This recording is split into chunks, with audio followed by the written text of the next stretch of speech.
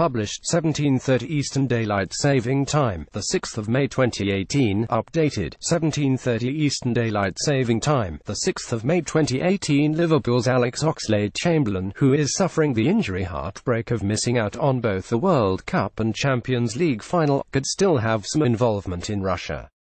The midfielder has both the BBC and ITV interested in using him as a World Cup pundit who would be able to give a recent perspective from inside the England dressing room. The Ox-24 is one of the most eloquent players in English football and was chosen by the FA in 2013, aged just 20, to do the voiceover of their anniversary video celebrating 150 years of the FA. ITV looked to be in pole position to win the race for the Ox, having already tabled an offer.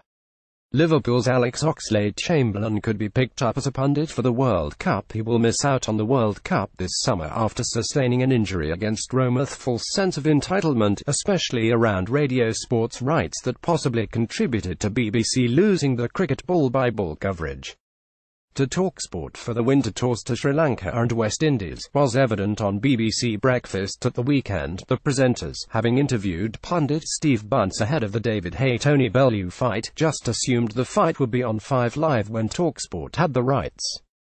When legendary boxing announcer Michael Buffer, a William Hill ambassador and guest at Stamford Bridge on Sunday, the day after the Haye-Bellew fight, agreed to announce the Chelsea and Liverpool teams from pitch side, he didn't expect to get soaked by the pitch sprinklers. But the old pro remained word perfect throughout.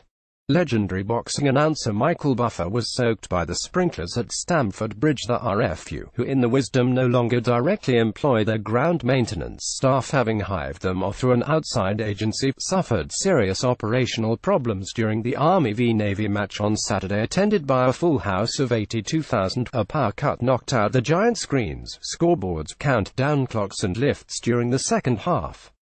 Also, a backup generator failed to function. A spokeswoman for the RFU, who are also £30 million over budget in their East Stand renovation, said, "We apologise to fans and hope it didn't spoil their enjoyment." Harlequins could soon be testing the resolve of the England backroom staff about wanting to stay with the hugely demanding head coach Eddie Jones through to the World Cup in Japan.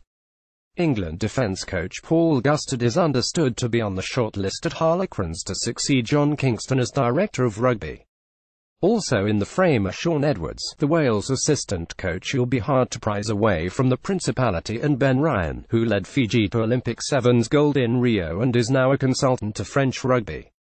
England defence coach Paul Gustard could succeed John Kingston as director of rugby. Lancashire have both the biggest membership in county cricket and the most disgruntled. The latest complaint from the Busy Action Group is that the club failed to answer the tabled question about the wholly ineffective members representative group at last week's AGM, this despite Lancashire Secretary Lee Morgan saying a comprehensive answer will be prepared and provided on the night. Manchester United have bypassed the usual sports headhunters in recruiting a successor for their UEFA-bound Director of Communications Phil Townsend. Instead, they have appointed specialist communications recruiters Taylor Bennett, who'll be looking outside the sports industry.